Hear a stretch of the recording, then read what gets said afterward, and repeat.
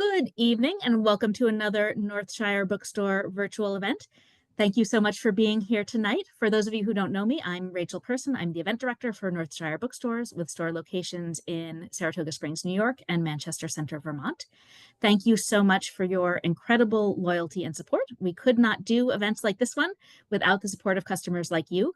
And as you can see, we have a great roster of folks who are going to be telling you about books that they have read in just a little while. Jess is going to put a link in the chat, which will have a blog post that lists all of the books that are going to be discussed this evening. And I'm actually going to be the one starting us off, which you can scroll about halfway down the list to get to my recommendations. So you can find all of the books there. That link was also emailed to you in your confirmation today, so you should have all of that information in multiple places. And I am going to start off today with my first recommendation, probably my strangest recommendation. This is The Charterhouse of Padma by Padma Viswanathan. I feel like any reading diet needs to be very varied. Kevin and I were actually just talking about this before we got started. And I like my reading diet occasionally to have very strange experimental literary fiction. If you also like that in your reading diet, this is a great book for you. The Charterhouse of Padma follows a literary translator named P, who lives in a small town in Alabama. She teaches at a university there, and she is working on an essay about the color chartreuse.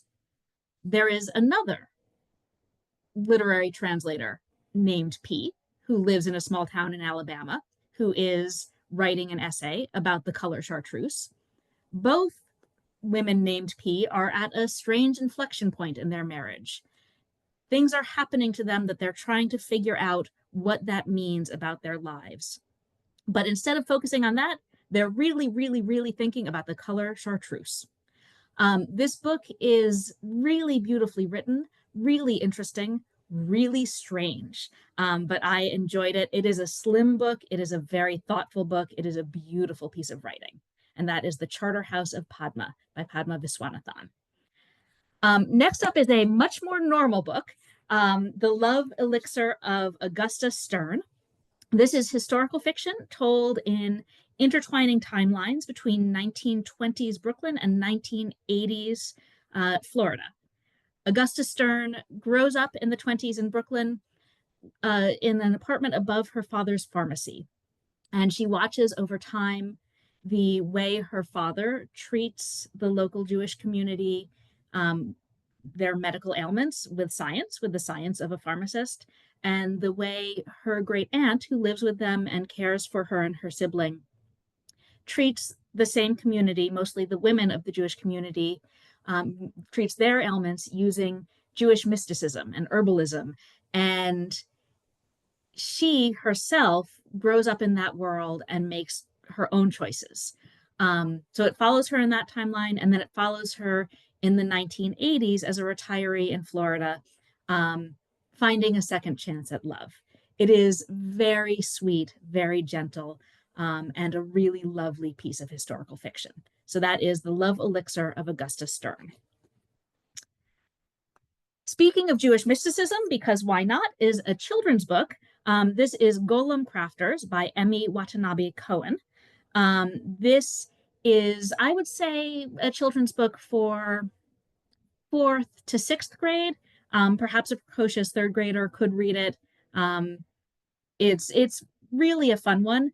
2 siblings are sent to their grandfather's house to learn the family lore around making golems, which, if you aren't aware, are sort of a creature from Jewish folklore made out of clay, brought to life to protect Jewish people in times of great strife.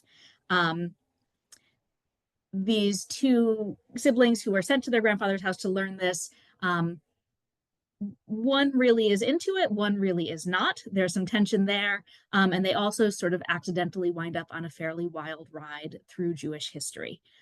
This is a really fun, satisfying book, great for kids who love things like Percy Jackson, things that have some magic and some adventure, and kids going off on those adventures on their own. So that is Golem Crafters by Emmy Watanabe Cohen.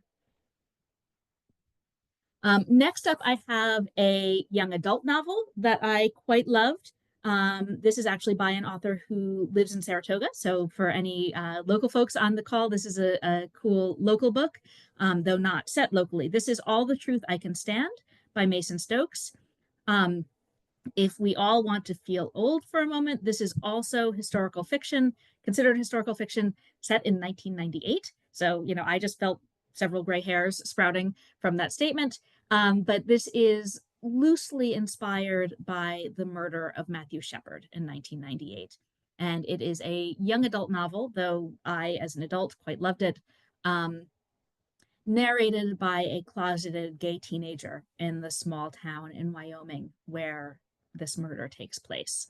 Um, it is beautifully told and extremely thoughtful about myth making, really, and how when we've lost someone, how society is inclined to make them one dimensional. And this is an extremely thoughtful two-dimensional book about a tragedy. So that is All the Truth I Can Stand by Mason Stokes. As I mentioned, it was written for teens. It would be a great gift for a teenager in your life, but also I think that it's a book that really crosses over that many, many adults will also greatly appreciate. Um, Next up, we have what was my late breaking addition to this. I just added it on because I just finished it last week. This is Polo Stan by Neal Stephenson. For those of you familiar with him, Neal Stephenson was sort of one of the great cyberpunk writers of the 90s. He mostly writes science fiction. This one is really sort of a straight ahead spy thriller. It is a really fun ride. It's the beginning of a planned trilogy. So this is the first book. It does stand alone quite satisfyingly. I was not angry when I finished it that I'm going to have to wait probably quite a while for book two. And this follows the origins of a spy born in the in America, in the American West, to a Western sort of anarchist cowboy mother and a Russian communist father. She has been born right around the time of the Russian Revolution. The family winds up going back to Russia and being there in the early days after the revolution. So she spends part of her childhood in America, part of it in Russia, goes back to America. And this follows her through several timelines, both Russia just after the revolution, the America of the early 1930s, including the unrest of the bonus army protests in Washington, D.C., all sorts of different things happening here, and then early Soviet Union, early Stalinist Soviet Union in the early 1930s. It is really exciting. It is really satisfying. It's a great page turner. I devoured this in a day and a half. If there are people in your life who like spy thrillers, this is great. If there are people in your life who are Neal Stephenson fans, which I have been for a very long time, this is also great and really sort of a departure for him in many ways, but very interesting ways. So that is Polo Stan by Neal Stephenson. Next up, we have The Naming Song by Jedediah Barry. This is fantasy, and this is very lyrical, beautiful literary fantasy. It takes place in a world which is reeling some years, maybe 100 years after a great catastrophe in which language was lost. It is narrated by a courier who travels the land delivering new words. And it is written only in the words that would be available to this courier in this world in which language has been lost. It is thoughtful and beautiful and exciting and winds up, as you get deeper into it, you realize it's actually about totalitarianism and it's actually about art and it's actually about beauty. And so it's thinking very deeply about a lot of things in this exciting fantasy novel that's also lyrical and beautiful and written like a real literary novel. So it's managing to do a lot of different things at the same time. And it is just delightful. So that is The Naming Song by Jedediah Barry. And then last but not least, I have a picture book. So this one I would say is for any 3 to 5 year old in your life. This is Cookie Time by Jessie Sima.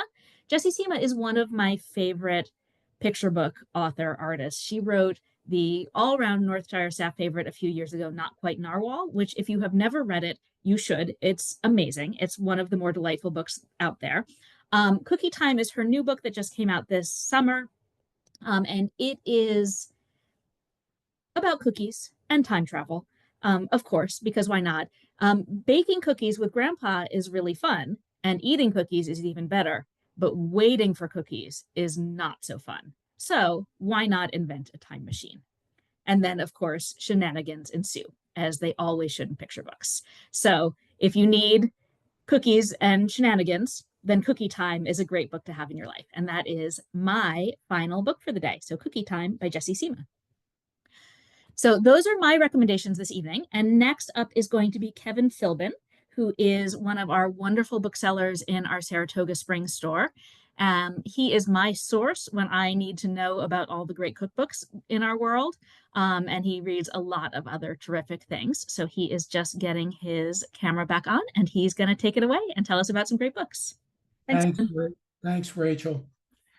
My function at the Northshire bookstore is to work with cookbooks, mysteries, and the mystery section, as well as a music section. So I'm dipped into those 3 sections tonight to make some recommendations. I'm pretty heavy on cookbooks. The first book I have up is The Food Lab by Kenji Lopez Alt. And I have a lot of customers who come into the store looking for a cookbook that they can give to their, young adult daughter or son who's away at college, or someone who's really interested in cooking and is fascinated by the idea of cooking. And this is a book that I recommend to them all the time. The book was actually published in 2015 and won the James Beard Award. It is a really great cookbook, and it's still hard to keep it on the shelf today. The book not only is heavy in recipes, but it's heavy in technique, and it's heavy in tips. The hows and whys of cooking is what this book is about. What is braising? How does braising work scientifically? What are the smaller things that a cook does that you need to master in order to, build a repertoire of recipes and techniques? This book has it. As I tell young people who are interested in cooking, if you want to develop a way of cooking, this is the book that you should be working with. When I was a working chef, I wish that I had this book to give to my sous chefs so that we could all get on the same page. Again, if you work this book, you will end up with a way of cooking. And your approach to cooking won't be, in other words, when you approach cooking, you don't know what you don't know. This book answers all of those questions. So again, highly recommend it. Along the same line is this book. It's called Sauces, and it's by James Peterson. I know James Peterson, and he's a really cool guy, and he really mastered sauces. He's kind of a guy who tried to work in restaurants and wasn't very successful, but suddenly his interest in sauces catapulted him to fame. This is actually the Bible of sauces. You don't see a lot of books about sauces, and that's because of this book. Most chefs go to this book. So while you're working on whatever projects you're working on culinarily, the one piece that's usually lacking is sauces. How do I make a sauce? What sauce goes with what? This book answers those questions. This would be a great gift this Christmas for the chef in your life, for the kid who's cooking, for the guy who's going to culinary school. It's a masterpiece, and it keeps getting republished all the time. This is a an older version of the book. A newer version just came out. So that's James Peterson's Sauces. My next book is one that I've kind of been waiting for, and it finally arrived at the shop this week. And it's Martha Stewart's new cookbook. It's actually her 100th book, which is pretty amazing when you think about it. Now, we know Martha is pretty much of an icon in America. And there's a lot of pluses and a lot of minuses. A lot of people like her, some people don't like her. But she really has put together a heck of a book here. And it's called Lessons and Stories from My Kitchen. The photography in this is outstanding. The recipes are really, really good. These are her favorite recipes that she worked with throughout the years, in the last, I don't know, 40 years or so. It's hard to believe how long she's been on the scene. And the photography is so lush, and the recipes are so simple and yet classic. And it's interspersed with stories about her family, her mother, her father, and what was going on in her life when these recipes were occurring. So highly recommend this. This would be a good Christmas book right here. My next book is another technical book for cooking, and this is for baking, actually. And this is by Benoit Blin. And this gentleman is the pastry chef for Raymond Blanc, who has a Michelin-starred restaurant in England. And this guy has been working with him since the 90s. And this is really a fabulous book. This is like going to a master baking seminar. He teaches you baking, he teaches you how to develop recipes, and he really brings the best out of a baker or the potential baker. Again, this could be a really good gift if you're into baking. I went through this book, I looked at the recipes, read them. They're classic recipes, but everyone's got a spin that's special to him. And it really is an interesting book, and he's an interesting guy. He's a very talented baker. Bake, Benoit Blin. And to round off the cookbooks, there is we have this listed as food literature. This is Alain Ducasse. This is his latest book. It's part memoir, part manifesto, and he's the most acclaimed chef in the world. He's got like 23 Michelin stars. He's got restaurants in Paris, Tokyo. He had one in New York. I went to the one in New York. This is probably the most famous chef in the world. And in this book, he breaks down all of the things he's learned in the food and beverage business. He breaks down what he's learned about taste, about setting up restaurants, about pulling from his history, about looking at the influence of his grandparents and his parents. This is really a really cool book. And if you're into cooking and you're into chefs, this would be a book that'd be worth looking at. I know a couple of chefs, and when this book came out, we grabbed the book immediately just to see what the master had to say. And what he has to say is very interesting. And it's certainly worth a look. My next book is coming from our music section. And this was a book that I picked up and just was enamored with. It's called 3 Shades of Blue. And this is the history of the making of an album that's called Kind of Blue.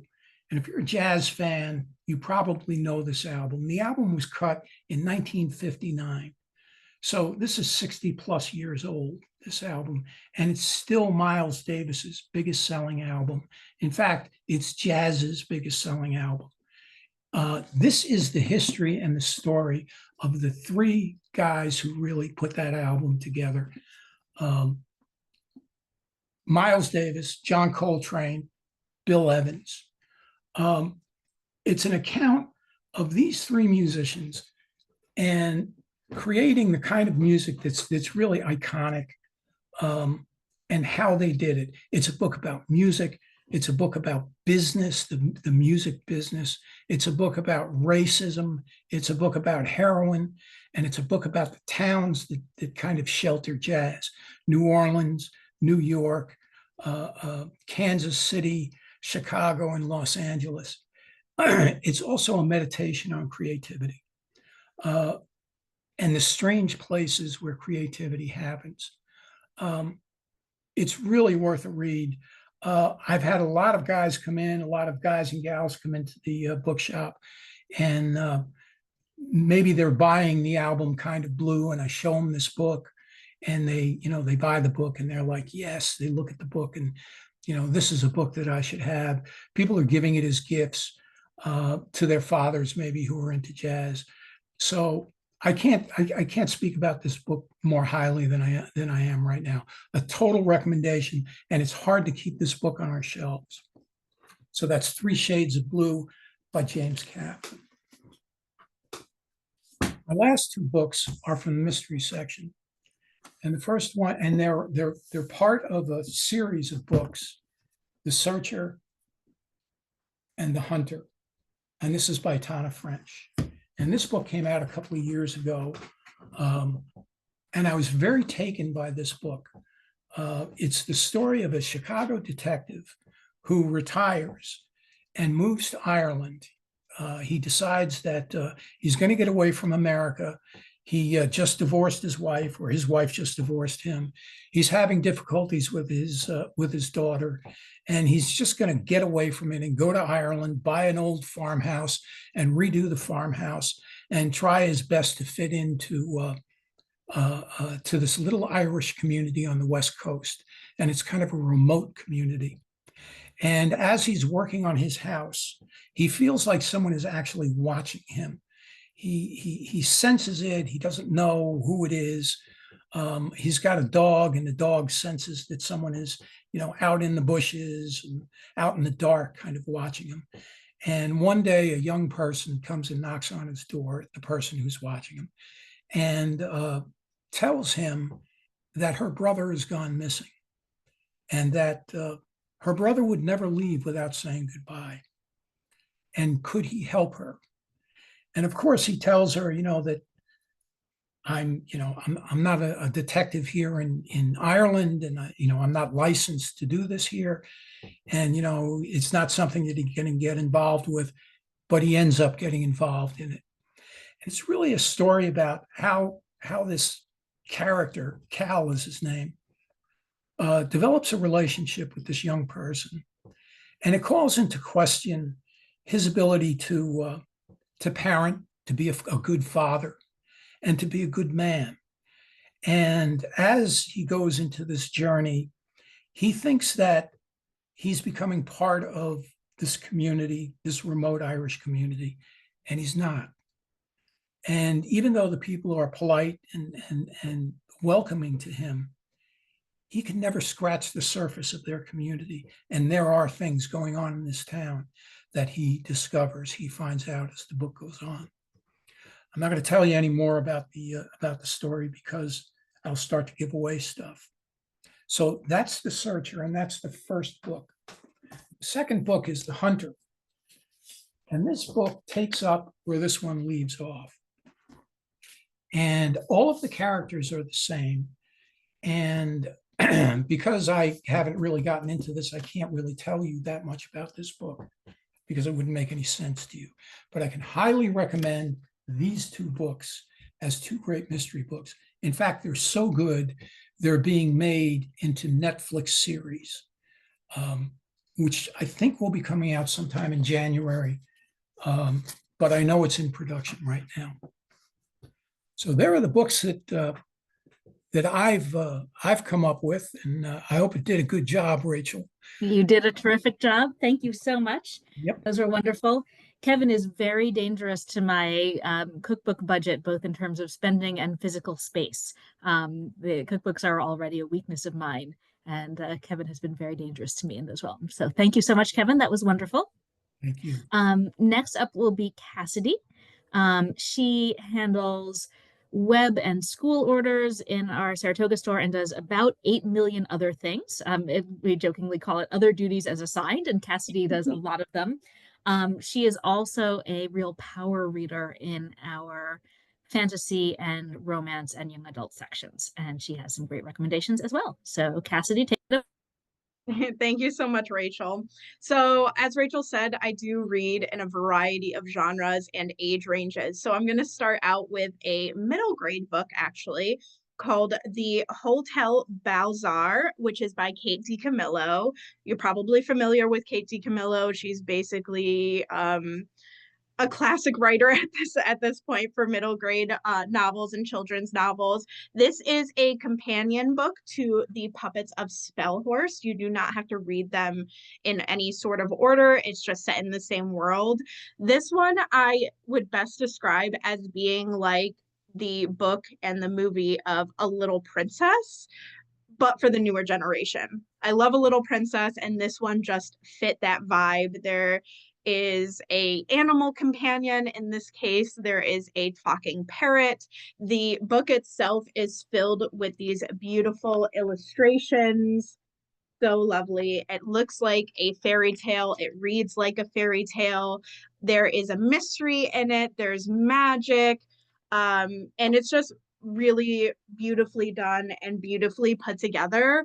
I could not stop reading it, and I think that this is going to become a classic in the future, just like many of Katie Camillo's books. But I would definitely really recommend this one for any of your middle readers, anybody in middle school, 5th grade, 6th grade, even 4th grade could read this as well.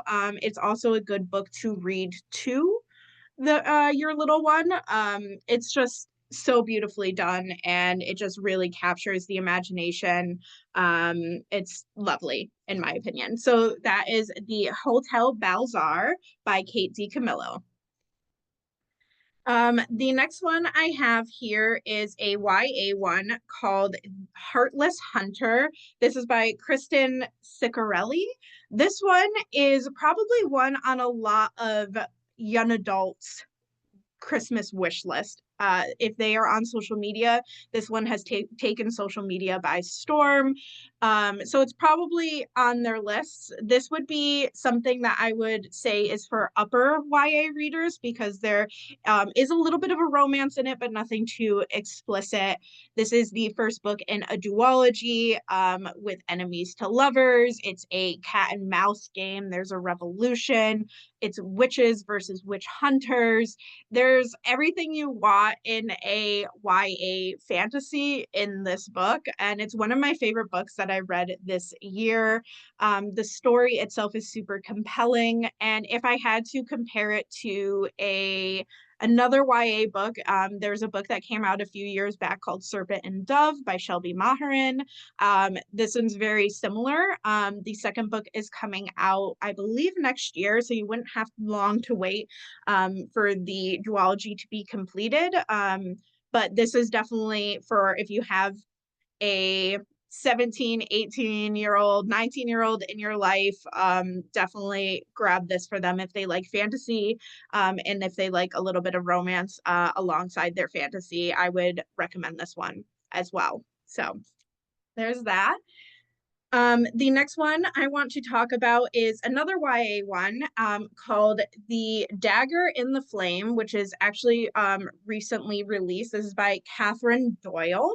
This one, if you're what young adult has already read Heartless Hunter, this one would be the next one that you'd want to get them because it has the romance in it if they want some romance. It is another upper YA one, so there is that romance side for the older young adult, but nothing super explicit in case you don't want to give them something like that. But It is another one of those ones where it is enemies to lovers. It's rival gang members.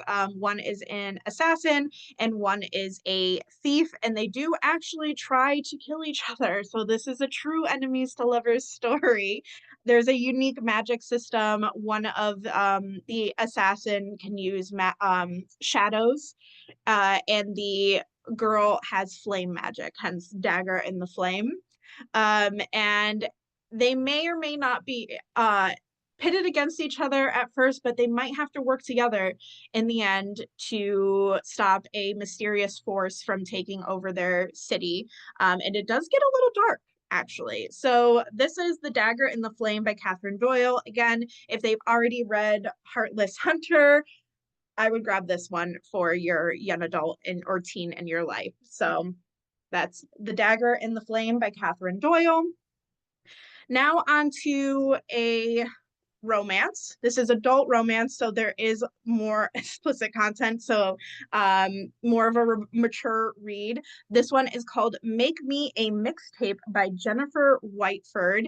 This one is the perfect seasonal romance read from anywhere from fall through Christmas, because it has all those special seasons and holidays in it. It follows a former musician turned barista in New York City, and she meets a guy who is willing to help her reconnect with her former bandmates.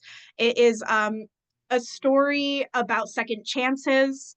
It's super adorable, cozy, friends to lovers. If you need that cozy book in your life, a cozy, sweet romance, this one's the one to pick up. It's not super long either. It's really adorable, and it has a lot of pop culture references, seeing as she is was in a band.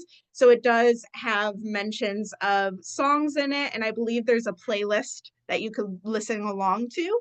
If you like to listen to music while you read, there is a playlist in this book that you could follow along with.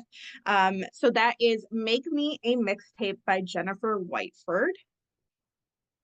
Now we're gonna switch gears entirely and go with a horror book called William by Mason Coyle. This one, if you are scared of the potential of AI, then William is your worst nightmare.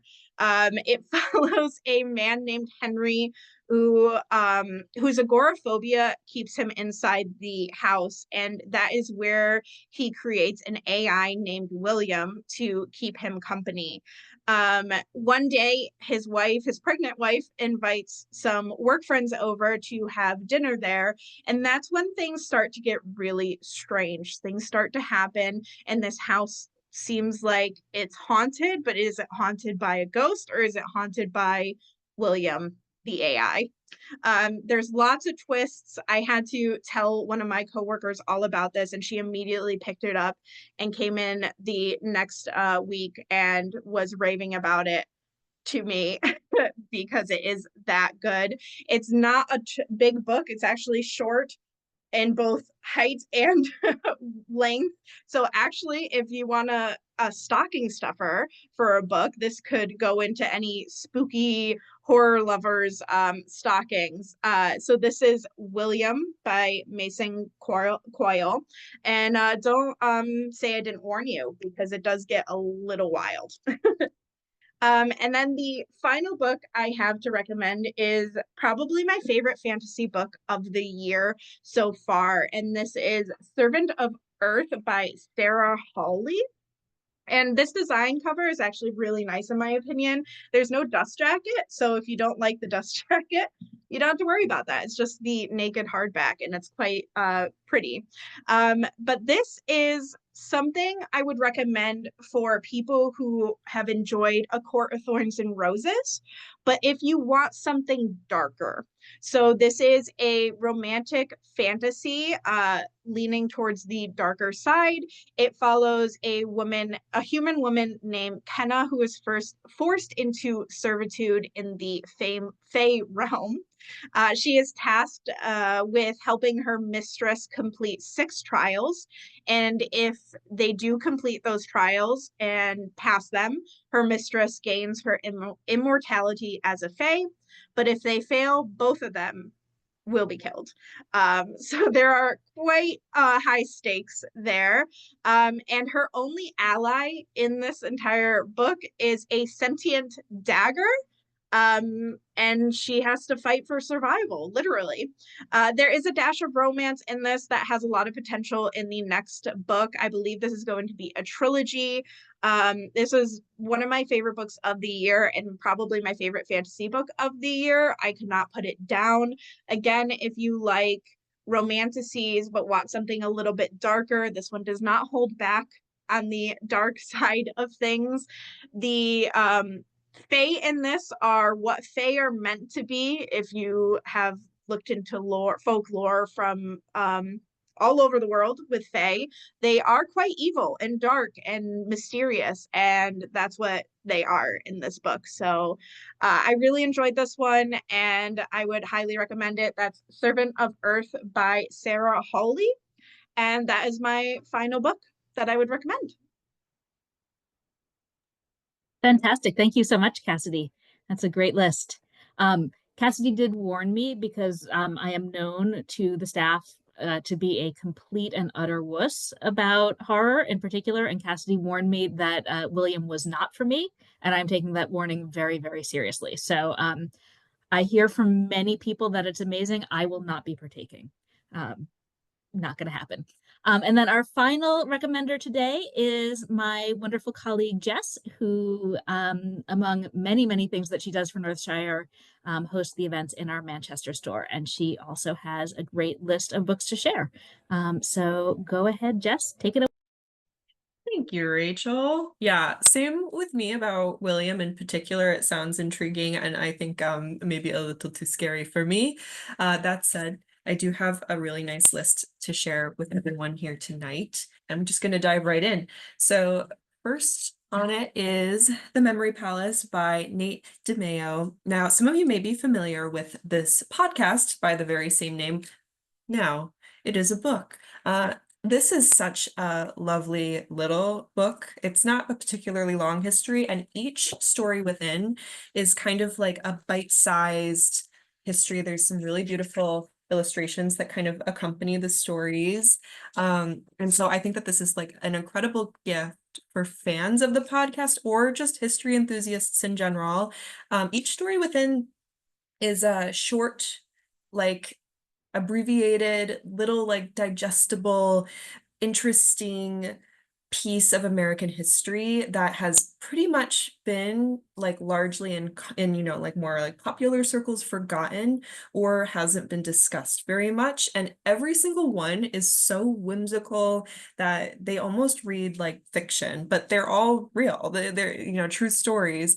Some of my favorites from this book are the life and the legacy of the Flying Walenda's acrobatic troupe. William Mumler, who was famous for taking photos of people with their deceased loved ones in the Victorian era during this whole like rise of spiritualism in the country. And also this whole story behind the invention and subsequent evolution and taking the market by storm of Baby Ruth candy bars. So it's very varied in the kinds of history that it covers. And I just think like each story, Nate DeMeo does a really good job of like capturing the sense of wonder that runs through each. So they all have that through line. But yeah, this is an excellent one for history lovers. And in that same vein, this, of course, a lot of people have been talking about Every Valley.